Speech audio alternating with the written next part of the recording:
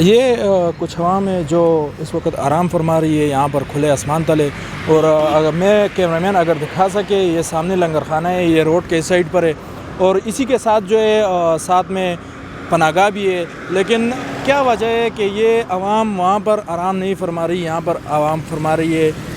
ہم کچھ دیر پہلے انتظامیہ سے بات کی کہ ہمیں اندر کوریج کرنے کے لیے اجازت دی جائے، تاکہ ہم لوگوں سے پتہ کر سکے آیا اندر انتظامیہ کا سلوک کس طرح ہے۔ انتظامیہ نے ہمیں کوریج کی بھی اجازت نہیں دی، اور جب یہاں کچھ لوگوں کے ساتھ بات ہوئی کہ اندر کی کیا صورتحال ہے، تو وہ کہہ رہے تھے کہ انتظامیہ نہایت ہی ہمارے ساتھ بدسلوکی کرتی ہے، عزت کا خیال نہیں کرتی۔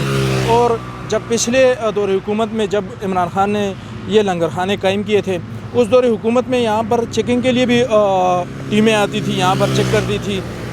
لیکن اس کے بعد جسی طرح عمران خان یہاں سے اقتدار سے چلا گیا، تو یہاں پر وہ نظام بالکل خراب ہو گیا۔ یہاں پر کوئی بھی جو ہے وہ ٹیم یہاں پر چیکنگ کے لیے نہیں آ رہی تھی، اور کھانے کا بھی اسی طرح ہے۔ ایک بابا جی سے بات ہوئی تو وہ کہہ رہے تھے کہ بھائی کھانا اس طرح ہے، اگر 3 دن کا انسان بھوکا ہو اور کھانا وہ اس لنگر خانے کا دیکھ لے تو انسان کا دل بھر جاتا ہے۔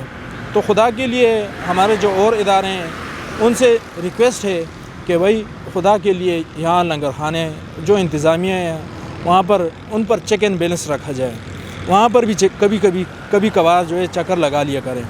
یہ کچھ عوام ہے، میرا کیمرہ مین اگر زوم کر سکے اور دکھا سکے کہ یہ جو ہے اس وقت کھلے آسمان تلے جو ہے وہ آرام فرما رہے ہیں، اور بجائے اس کے کہ وہ اندر جو پناہ گاہیں ہیں وہاں پر آرام فرمائیں۔ یہ ہمارے اسلام آباد پشاور موڑ کی صورتحال۔